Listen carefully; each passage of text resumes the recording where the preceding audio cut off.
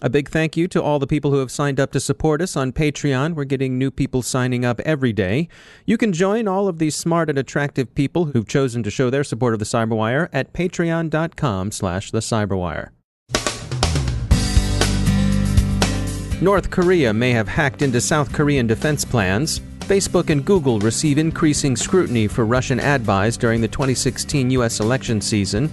A dissident Chinese billionaire exiled to New York says he's been under cyber attack from Shanghai. Oil rig is back with new and improved cyberespionage. Forrester market research reports are accessed by hackers. And we offer some observations from the Cyber Pavilion at the Association of the United States Army meetings.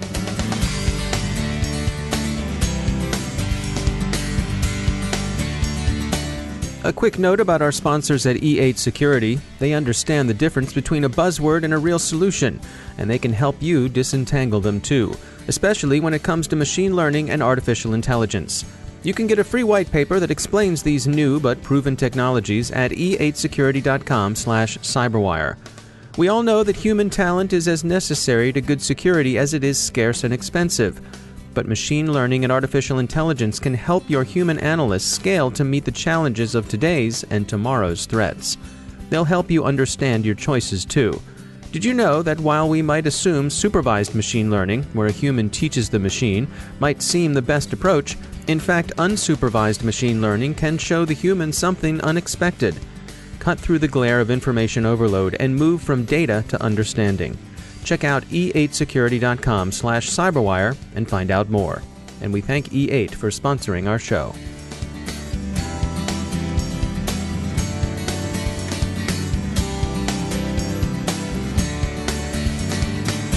Major funding for the Cyberwire podcast is provided by Cylance. I'm Dave Bittner in Baltimore with your Cyberwire summary for Tuesday, October 10th, 2017.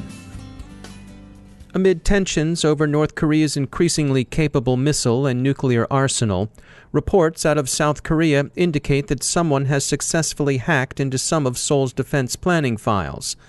Reports from both France and South Korea say that some 235 gigabytes of sensitive data were accessed in September of last year. They included detailed war plans to be used in the event of a North Korean attack, including plans for a decapitation strike against North Korean leadership. Such a strike would be designed to destroy the Kim regime and with it, presumably, the North's ability and willingness to continue a war that recent tests and threats suggest could rapidly escalate to nuclear attacks on South Korea. Some sources indicate the hackers were based in China, and there's some uncertainty as to attribution, but North Korea seems the obvious suspect to observers. Some of Pyongyang's cyber operators are known to work from China. Turning to presumed Russian attempts to influence U.S. elections, Facebook initially seemed uncertain that Russia had been behind some of the election season influence operations the social media company found itself enmeshed in last year, at first pulling attribution to Russia from early versions of its report on the matter. The company now has said there were Russian advertising purchases. Google is also facing renewed scrutiny over Russian ad buys. The amounts bought seem relatively small, sub-$100,000 purchases, as people are saying. This would not be particularly significant in the context of typical election spending. The reports on where the ad money from Russia went are interesting and probably instructive. The messages supported Donald Trump, but also insurgent independent running as a Democrat Bernie Sanders and Green Party candidate Jill Stein. Some reports suggest that the buyers regarded all three as probably also-rans. Chinese sources deny involvement in apparent cyber attacks directed against a Chinese businessman who's been critical of alleged corruption in PRC leadership. Guo Wengi, a billionaire currently residing in New York and asking for political asylum, he's facing an indictment in China on corruption charges himself. The incidents were directed at organizations associated in some way with Mr. Wengi. A Hudson Institute event was canceled after an apparent DDoS campaign mounted from Shanghai, and a second unspecified incident is said to have led the law firm Clark Hill to withdrawing representation from him. They'd earlier lodged his asylum claim. Guo Wengi has accused China's ruling Communist Party of being a kleptocracy.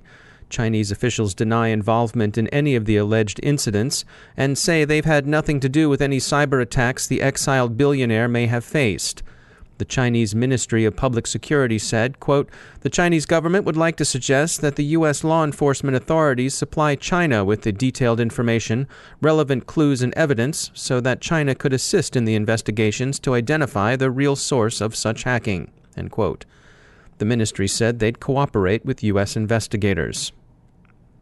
Palo Alto Networks reports that the oil rig threat group, prominently involved in hacking Middle Eastern targets, is back with an enhanced set of Trojans in its tool bag. The oil rig Cyberespionage threat group is widely believed to be operating on behalf of the Iranian government. Its targets have prominently included Saudi Arabia and other regional rivals. They're using new infection documents and a new injection Trojan. Forrester, the market research firm, has disclosed a breach in which unauthorized parties obtained access to the company's reports. It was apparently a case of credential theft. Forrester says the hackers obtained credentials that enabled them to get the reports. The company stressed that, quote, "There is no evidence that confidential client data, financial information, or confidential employee data was accessed or exposed as part of the incident," end quote.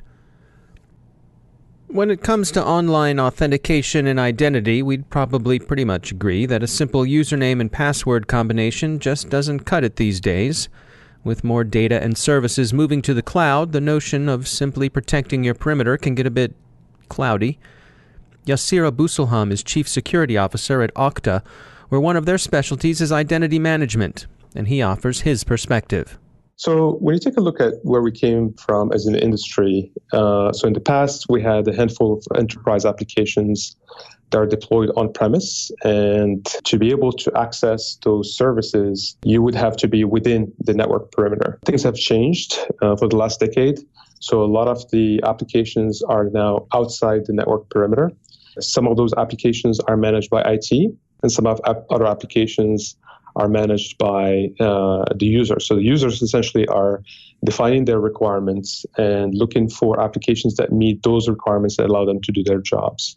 So in a way, IT does not have 100% control over accounts that are used to either access corporate data or to manage all the transactions that the business user has to carry on a daily basis.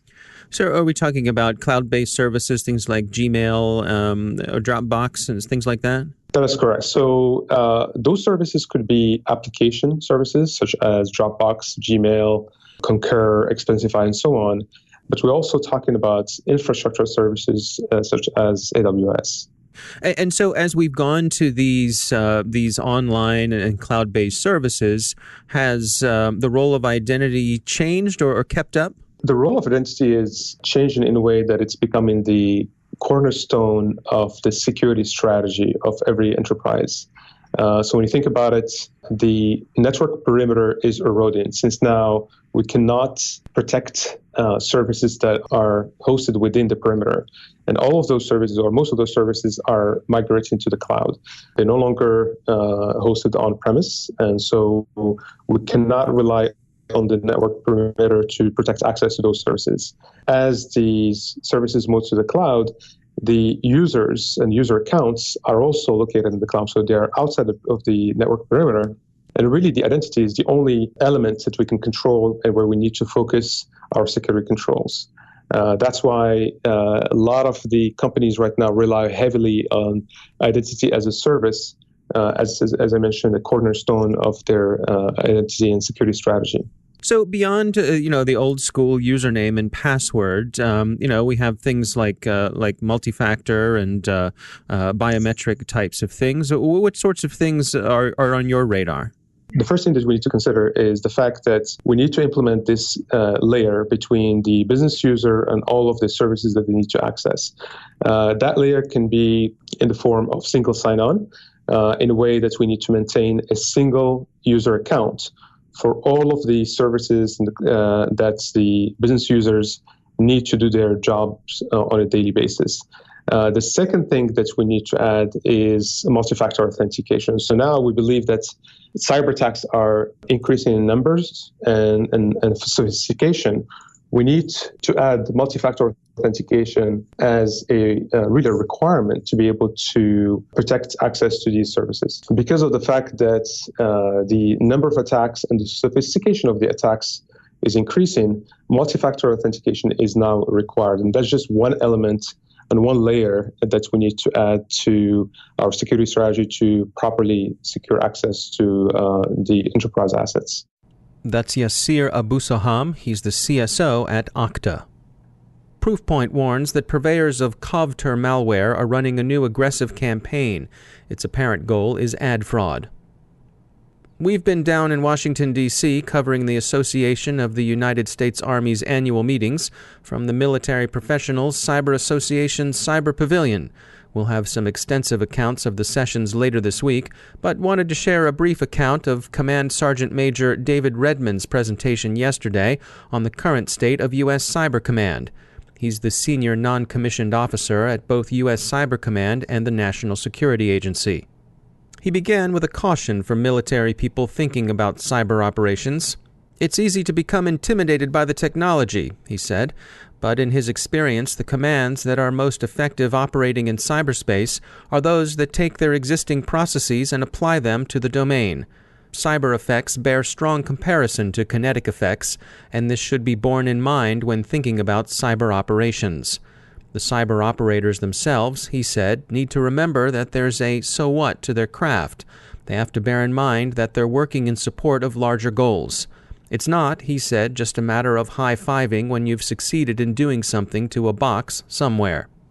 He's also confirmed what many others have observed. There's a strong convergence between cyber operations and more traditional intelligence and electronic warfare disciplines. And he echoed a familiar call for more effective use of artificial intelligence to free operators from the repetitive tasks they find themselves involved with. We'll have more on this and other presentations later this week. Time to share some news from our sponsor, Cylance. Cylance has integrated its artificially intelligent Cylance Protect engine into VirusTotal.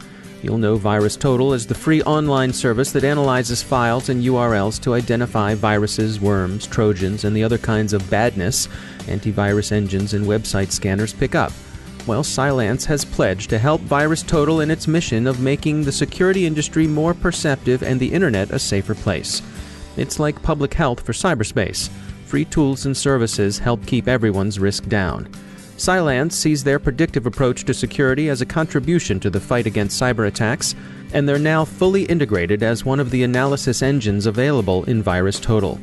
Visit Cylance.com and look at their blog for more on their contribution to our online immune system.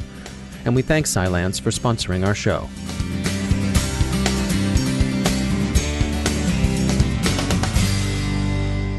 And joining me once again is Chris Poulin. He's a principal at Booz Allen Hamilton Strategic Innovations Group. He heads up their Internet of Things security team. Chris, welcome back. We wanted to touch on medical devices today. We've seen stories recently about pacemakers and insulin pumps. What's your take on where we are when it comes to protecting connected medical devices? Yeah, so it's interesting. It's sort of the new frontier right now. As a matter of fact, at DEF CON, we saw that there was a biohacking village around different types of implantables. And I know that the medical device manufacturers are highly concerned about the security of their devices. It's kind of interesting, though. It's sort of a mixed bag between implantables. Everybody sort of seems to focus on pacemakers and insulin pumps and all the things that have a direct consequence on the humans who are wearing those devices. But there are also other things like infusion pumps and MRI machines and X-ray machines are all also connected. And so, on one hand, we want to protect the patients. But on the other hand, the thing that concerns me quite a bit is that even just an infusion pump, and one of the security researchers not too long ago found that it was listening on Telnet without a username or password. So you could Telnet to the device and it would drop you to a root shell.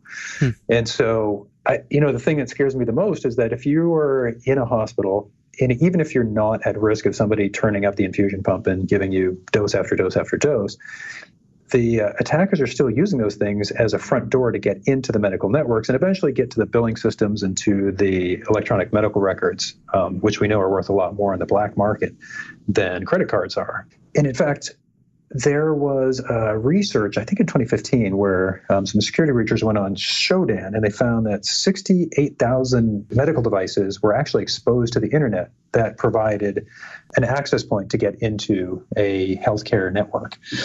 I think the thing that we're focusing on is not just looking at what can happen from a gee whiz perspective or a shock and awe factor, literally when we talk about pacemakers, no pun intended, but also the fact that medical devices themselves they're far and wide and scattered amongst different places, and not just the big hospitals, but also the small caregivers who may or may not understand cybersecurity in the first place. And that exposes medical records. So that's one of the things that we've been doing, is working quite a bit on trying to find vulnerabilities in devices, profile them, but also put in place technical stacks that help to identify the medical devices and appropriately isolate them so that they're not directly on the same networks as information that's valuable to cybercriminals. All right, interesting stuff. Chris Poulin, thanks for joining us. And that's the Cyberwire. Thanks to all of our sponsors for making the Cyberwire possible, especially our sustaining sponsor, Cylance. To find out how Cylance can help protect you using artificial intelligence, visit Cylance.com. The Cyberwire podcast is produced by Pratt Street Media. Our editor is John Petrick. Social media editor is Jennifer Iben. Technical editor is Chris Russell. Executive editor is Peter Kilpie. And I'm Dave Bittner. Thanks for listening.